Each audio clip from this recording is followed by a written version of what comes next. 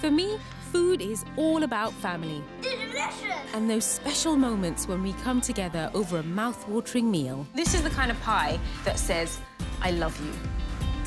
I want to share some of my yummy family favourites. Dishes for every kind of day. But like any busy family, no 2 days are ever the same in my house. It smells incredible in here. So I love having a range of quick and easy ideas ready for any occasion. Okay, I'm stuck. Each week, I'm going to share simple and delicious recipes for different kinds of family days, from manic weekdays to wind-down weekends. Yep, I'm gonna add all of it. And I don't feel a pang of guilt. I'll be exploring the everyday ingredients we all have in our cupboards. Oh my God. It's amazing, isn't it? To see how to get the best out of them. Passion fruit. How did I get it? You make that look really easy. It is easy. And I'm also going to travel the country meeting inspirational home cooks. I hope my kids aren't expecting this for tea. Who go the extra mile to make scrumptious products most of us buy in the shops. Oh, no! So, I hope you're hungry.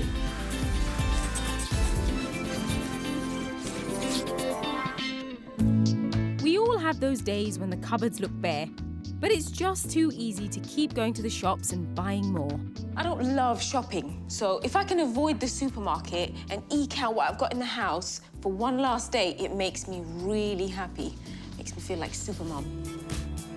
When it seems like there's nothing in the house, my use everything up dishes are ginger rice with spicy chickpeas, avocado pasta with peas and mint, and carrot cake pakoras with cream cheese dip. Going all the way. But first, my fruit salad fattoush, a great way to use up any fruit at the bottom of the bowl. Fattoush is a Middle Eastern salad topped with crunchy croutons made from toasted flatbread. My version is great for breakfast. So I've got some tortilla wraps left over from the kids' lunch boxes. Now you can make these as big or as small as you like, but I like a little bit of that crunch with every mouthful. So I've got these chopped up, got my pan on, whack a load of butter in there. You know what? Let's just use the lot. So spread out my chopped up tortilla, and then I'm gonna pour my butter all over the top. Best thing about a salad like this is that you never really make the same salad twice, because you just don't know what you're gonna have left over. It transforms itself every single week. Mix together brown sugar, cinnamon, and a pinch of salt, and sprinkle over the tortillas, making sure everything is coated. These are actually really good, not even toasted. Pop the tray into the oven for 10 minutes at 180 degrees. So now onto the fruit salad bit. So I like to mix my fruit salad up. It literally is a case of what have I got? And when I say what have I got, I don't just mean my fruit bowl. Every time I have some leftover soft fruit, I pop it into a freezer bag. Nothing goes to waste. When I've got a decent amount of fruit, I can use it for something, whether it be jam, whether it be fruit salad, whatever. So I've got raspberries and blueberries in here. Whack those in there. And I've got dried pineapple. My kids love dried fruit. Roughly cut the dried pineapple. I use scissors, much easier than a knife. And I'm adding my dried fruit next because I've got the moisture from the frozen fruit as it's defrosting. It's gonna start rehydrating that pineapple. Now, in my house, we're lucky if we've ever got strawberries left over. But sometimes the kids leave the bruised fruit. Well, when you're putting fruit in a fruit salad, nobody really sees the bruises and the kind of knocked bits, not the shiniest, like supermarket perfect strawberries. It's all going in a salad. And as my mum always says, it's all going in one stomach, so who cares? I used to tell my kids a little lie. I used to say that when fruit goes brown, it's turning into chocolate. Any fruit that has seen better days can go in. Because I don't have any apples or bananas or fruit that's going to go really brown in here, this can sit in the fridge. And I think that the longer it sits in the fridge and the more those juices come out, the tastier it becomes. Some overripe passion fruit and a sad, lonely orange are a perfect addition. They were not making that sound before. That is the sound that says they're ready. These will keep for a couple of weeks. Oh no, one fell into my mouth accidentally. Whenever I make a fruit salad, I always put a bit of parsley in. I think herbs have this ability to take something that tastes good and it just kind of lifts it to make it taste out of this world. Finally, add some sunflower seeds before mixing it all together. There's no need to be gentle. I'm just kind of with my spoon going in, and the more you kind of toss it around and move it around and bruise the outer edges of the fruit, the more juices that you get. And that's it, that's done. I wish you could smell this. It smells like a perfume. It's, But it's not a fattoush yet, not till I've put my fattoushy bits on.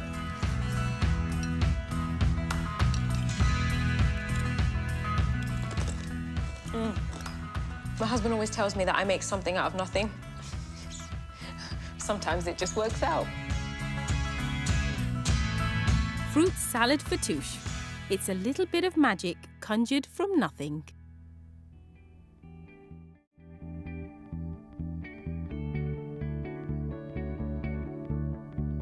I always have a can of chickpeas in my cupboard, and usually I use them to bulk other things out or make the obvious hummus. But in this recipe, the chickpeas take center stage. My ginger rice with spicy chickpeas is an easy dish to make when there's not much in the cupboard. It's basically dried spices, rice, and a can of chickpeas. It's great comfort food. Start by peeling and grating fresh ginger. As a kid, I remember watching my mum make this. She's made this for as long as I can remember. I don't actually ever remember not seeing her make this. This is the start of lots of rice puddings, I suppose. I've got a little bit. I mean, when I say a little bit, that's all the rice that I'll need. Be surprised, you cook rice slightly differently to the way you were taught to cook rice, and it becomes something completely different. I use far more water than I normally would to cook the rice. While that comes to the boil, I'm gonna make my chickpeas. And with any luck, the two will be finished together. So for the chickpeas, a good splash of oil. Got an onion. And all good dishes start with an onion. My rice has bubbled up, it's boiled up. I'm going to turn the heat down, and because there's so much water in there, that rice is going to continually kind of absorb that water, and then it will start breaking apart, and that's what I want. When I smell that kind of ginger and the rice, that reminds me of when we were younger and we used to fast and we were living at home. That was a sign that it's nearly time to break your fast. And that's a good feeling, that is. Add a tablespoon of tomato puree and a fresh chopped tomato. If it starts to stick, just add a kind of little splash of water, just to kind of unstick it. Get those spice jars out of the cupboard and add chili powder, turmeric, ground cumin, Like that. and curry powder. Add both the juice and peel of half a lemon so nothing goes to waste. And those lemon peels literally going to take a couple of minutes to soften down. And then I'm going to add my chickpeas straight in. And the chickpeas, they're already cooked, so all they need is just a little bit of warming through. So I'm going to just kind of leave them on a low heat, just leave them there. But now check this rice out. Look what's happened. Look at that. That's like gone from cooked to overcooked to swollen to falling apart. And that's what I want. But it needs a little bit help to break it apart. So I'm going to take my spoon out, grab my whisk. I used to watch my mum kind of stand there for ages whisking, thinking, what is she doing? Can't she just stir it? There's a reason for it. That's not going to break up. No matter how much I boil it, that's not going to turn to mush. It needs the help of a whisk. This is the bit where you have to persevere. I used to hate this job.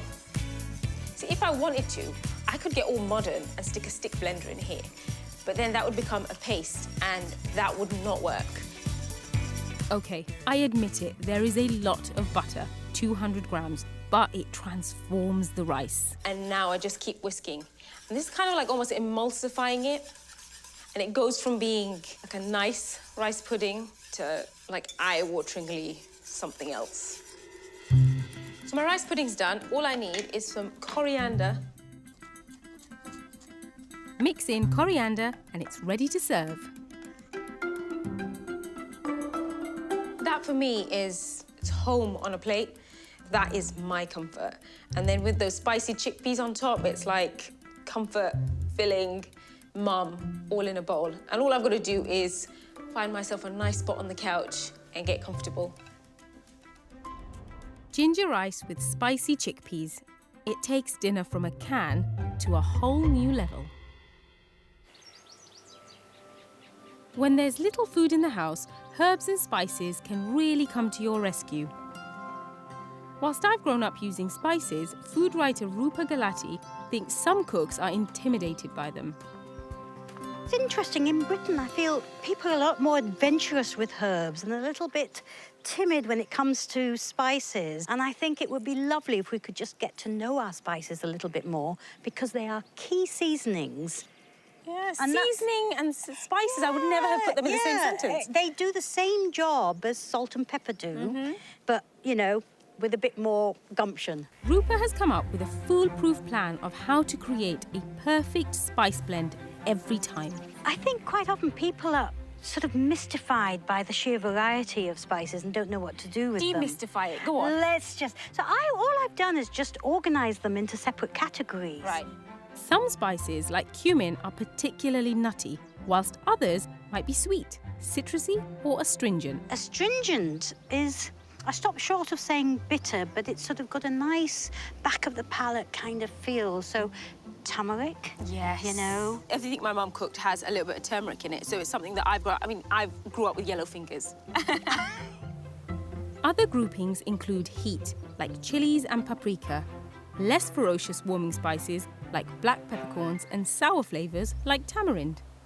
So are you saying that I could pick something from each one and I could have a really good blend? You would have a really interesting blend because you would be combining characteristics. Yeah. Warmth, astringency, sweetness. I know how I'm organising my cupboards now, definitely. Roopa's theory is that mixing any spice from each group will always create a perfect blend. Our challenge is to make 2 completely different spice mixes for chicken. Ooh, what am I going to do? I think...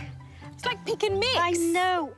Roopa's going for a spicy marinade with ground ginger, turmeric, paprika and a squeeze of lime, topped off with some toasted nigella seeds. Let's have a look.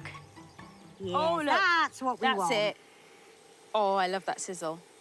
And already you're getting that. You can get it. You can smell it. It's like fried eggs. It's like fried eggs. Yeah, it's a little bit like fried That is eggs. so bizarre. Oh, look at that.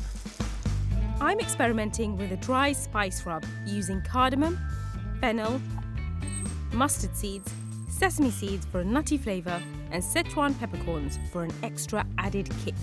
And I'm going to toast these because that will make it taste even better. Right, let's get that in there. This is the exciting bit. I love it when they start to pop. And you've got your whole black cardamom there. Oh, that's it. That's my favourite bit. You know when they start to jump? This is the spice version of popcorn. You just want a few little wisps of smoke. We're getting there. that, look. We're getting that. And the fragrance is there. It's intense. It's unmistakable. I would take it off. If I smash that open, Yep. that's what we want. We don't want that horrible husk. We want those And they're seeds. sticky and lovely. And it's so much easier doing it like that, isn't it? Yeah. I can really smell the fennel in There's there. that sweet undertone, isn't it? Yeah. What I really love is that we didn't use a recipe for this. We didn't know what we were going to do. And we just literally looked at those spices based on the groupings. Yeah. And picked flavours that we thought we'd... You know, they do tailorised perfumes. Well, we've got a tailorised spice blend. What's not to love? To really taste the difference between our 2 simple spice mixes, we each coat chicken breasts and fry until golden. Completely different. Totally, totally different. Oh. That's so good. The Szechuan's numbing my mouth just a tiny bit. That's good. That is I'm really pleased with that. Really fabulous. That is completely different. This just proves that you shouldn't be afraid of mixing spices. Don't go out there and get a blend when you can buy a few spices that you've never used before, stick them together and see what happens. Yeah, think of a fashion show for spices, you know. That's it. You've got warmth, and you've got something that's a bit sassy and... So this is the catwalk. This is the catwalk For spices. for spices. Okay. Sorted. Okay. Right.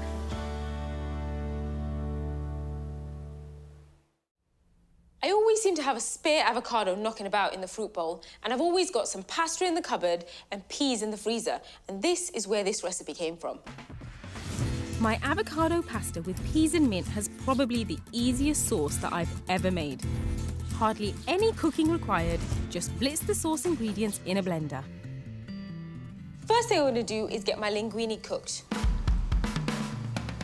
By the time the linguine is cooked, this pasta sauce will be made. In fact, I'm going to race the linguine. I reckon I can get the pasta sauce made before the linguine is even cooked. I've got my avocado. I'm just going to cut that in half. Ooh.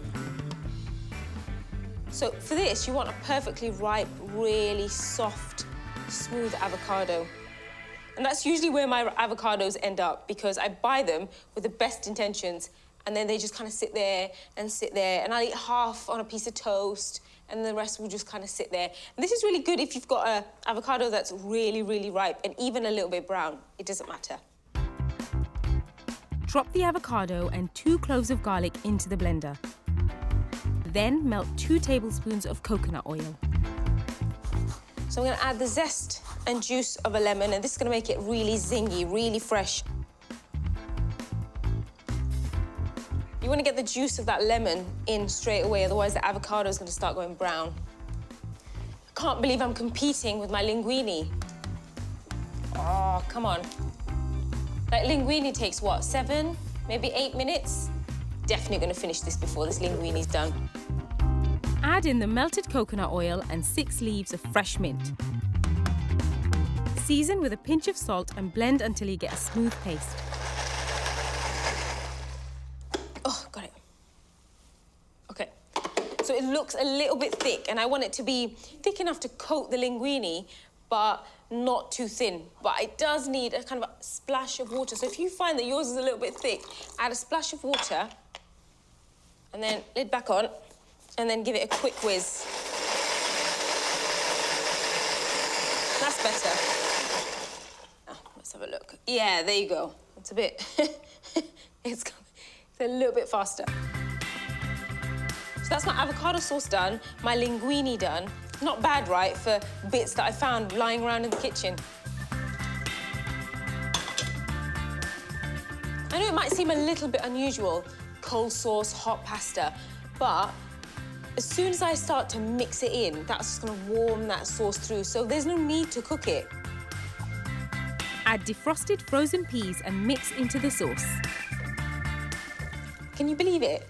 All from bits lying around the house. And my dodgy avocado that's always in my fruit bowl. I'm not quite done yet. I've got one more trick up my sleeve. I always save any leftover chilies and pop them in the freezer. Grated, they give an extra spicy kick. You can take that bit out, but I like a little bit of a spicy hit.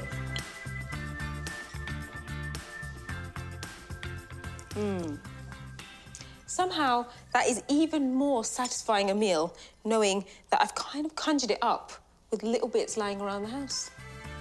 Avocado pasta with peas and mint. It feels like a treat, even if it's the last of what's left in the cupboard. I always have pasta in the house, and like most people, I buy it ready-made from the supermarket. I mean, who in their right mind has any time to make fresh pasta? Lynn Clark is passionate about making pasta. And the beauty is, she starts with just one store-cupboard ingredient. This is semolina flour. It's made from durum wheat rather than the normal soft wheat. And as you can see, it's much more yellow and it's got much more protein in it, so we don't need eggs with this flour. Wow, so no eggs? No eggs in this one. Really cheap, really easy to make. Okay. So once you've made a whirl, it's time to pour your water in. Now, if feels like mine is going to go over. No, it's absolutely fine. You can see it's starting to take up the flour already. Right, we need to get our fingers in and get a bit messy and start to bring in the flour into the water. It's much more grittier, isn't it, this flour? It is. And that texture really comes out in the shape once you've cooked it and you eat it. You can start bringing it together and mixing it in. It's quite similar to kneading bread. People will be surprised at how quick it is to make fresh pasta. So it only takes a couple of minutes to mix, 10 minutes to knead it until it's nice and smooth. Great for your guns as well. It's a really good workout for the shoulders. You have to lean into the dough. So we're nearly there, I think. That's pretty quick. That's just a few minutes and then we just leave it to rest. Yeah. If you press it with your finger, and it should bounce back slowly, and that's ready. Once you've cracked the basic pasta dough, just 200 grams of flour and 100 mils of water, the fun part starts. Well, this is an interesting box of goodies, and not a pasta machine in sight. That's right, all of these we can use to make little shapes. So some of these things are very specialised, but a lot of them you can just grab from your house. You can tell who the expert is. Look at that, all the same size. Check this out. They'll be absolutely fine when they're all made. Lynn makes her pasta shapes with everything from forks, handcrafted wooden boards, and even cheese graters. This one definitely is my favourite at the moment because it's just a grater and I wouldn't think to use it for anything else. These add a unique pattern designed not just to look nice, but to make the sauces stick. Do you learn this through reading or going on the internet, or do you just experiment all the time? I do just experiment now. It's quite difficult to find a shape that hasn't already been created. There are literally hundreds and hundreds of pasta shapes. Lynn uses a variety of natural dyes such as squid ink, juiced spinach, and dried mushroom to create amazing pasta colours and fragrances. Oh, you can smell that mushroom in there. That's strong, isn't it? It's really strong. For one of her most beautiful pasta creations, Lynn uses fresh herbs and flowers pressed into thinly rolled pasta dough. So we're lifting? We're lifting, and we're going to put this sheet over the top of that one. And we could squash this together with the pasta machine, but we can do this equally with a rolling pin. That's never a rolling pin. That looks like a broom handle to me. It was a broom handle. It's been cleaned up. So what would you do with it now? After all of this effort, you'd want to show it off. So I'll probably make ravioli so you could see it. It would be such a shame to hide that in a lasagna. It would be, yes. With Lynn's filling of roasted butternut squash, orange juice, and mascarpone, the ravioli becomes a work of art. I hope my kids aren't expecting this for tea, because they're not getting it. I mean, it's so special. If anyone thinks they can't make pasta, I think after seeing this, I think they might start becoming a little bit adventurous. People have a go themselves. Yeah. Fresh pasta really is something special. One of the delights of homemade fresh pasta is that it cooks in just 3 to 4 minutes. They look like little witchetty grubs. They do. They really do. But they do. And with the addition of some simple sauces, it doesn't take long to whip up a feast for the whole family. It smells really lovely. Some nice smells in Coming here. Grab a plate and dig in. There's something nice about meeting someone who is so passionate about its pasta, you know? As we were cooking today, as we were making the pasta, your face was lighting up. Even though I can make pasta, and I have done, like I've learned that there's a little bit more to than just making pasta. You've taught me lots of thank you. It's so different tips and tricks that I'm definitely going to be trying. With just semolina flour, a splash of water, and a bit of imagination, your pasta adventure can begin.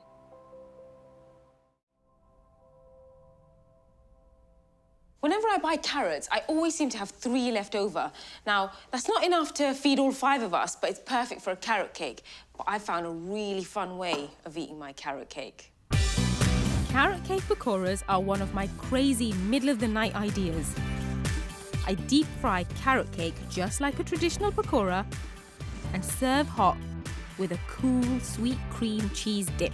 It's a great way to use up leftover carrots. The best thing about making these carrot cake pakoras is that there's no wait. Like, make, fry, eat. So I want to make the dip first. So I've got full-fat cream cheese. Now, never ever go for the low-fat stuff. If you're going full-fat, go all the way. And then I've got some butter. You want to keep mixing that. Mix it really, really well till the butter and the cream cheese have combined. You don't want any lumps. Mix in 4 tablespoons of icing sugar, 2 tablespoons of maple syrup, and a pinch of salt. Make sure you scrape out every bit, all the fights we've had when there's not been enough dip. To finish off, add another dash of maple syrup and a pinch of mixed spice. Next, it's deep frying time. Heat 1.5 litres of oil on a high heat, then grate the carrots. People deep fry chocolate bars, so why not deep fry cake batter? That's my carrots in. Roughly chop 50 grams of walnuts. Then add 50 grams of raisins and 20 grams of caster sugar. A lot of the ideas that I come up with just kind of come to me, either in a dream, like I'll dream about something and think, oh, I think that might work. And I mean, they don't always work, but some do. And I knew it when I thought to myself, carrot cake pakoras, deep fried cake batter. I mean, I kind of knew in those 4 words that I think I can make this work. Mix in 120 grams of self-raising flour, half a teaspoon of baking powder, and a teaspoon of mixed spice. What I don't want is a dense pakora. They need to be light and fluffy and crisp on the outside. And adding the self-raising flour, adding the baking powder, means that you get that kind of crispy outside, but really fluffy on the inside pakora. Lightly beat 2 eggs and stir into the mixture until you have a thick batter. Before the age of 8, I was frying pakoras like a demon. It's like, you had to learn. And what you want in a batter like this is that everything that you've got in there needs to kind of stick together. As I mix it and kind of pile it up, if they look like they don't like each other and they're just kind of like separating, it needs to be thicker. Right now, they're clinging to each other, which means I can't let it sit, so I've got to get it fried. To test that the oil is hot, add a small drop of batter. If it rises to the top, the oil is ready for frying. The heat of the oil is really important. Not hot enough, and then as soon as the batter hits the oil, all of it kind of like soaks up like a sponge. Gently drop teaspoons of the mixture into the oil. Make sure not to overcrowd the pan. You know when people say the smell of a cake baking in your oven is the best smell? You should try frying your cake. Fry for 4 to 5 minutes until golden brown. They're just like bouncing up. Ooh, you're going nowhere. Come back. Dust with icing sugar. You know, when I thought I was mad at 2 o'clock in the morning waking up to cook this crazy idea, it's times like this I know it was worth it. Go for a dip. A hot carrot cake and cream cheese frosting.